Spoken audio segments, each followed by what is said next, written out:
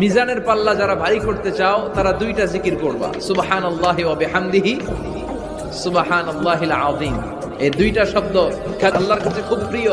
এই জিহ্বার মধ্যে এই শব্দ দুইটা উচ্চারণে খুব সহজ, খুব পাতলা। সাকিলাতানি ফিল মিজান, কিন্তু এই শব্দ দুইটা মিজানের পাল্লায় রেখে দিলে অনেক ওজন হয়ে যাবে। সুবহানাল্লাহি বিহামদিহি, সুবহানাল্লাহিল আযীম। করতে রাজি আছেন তো?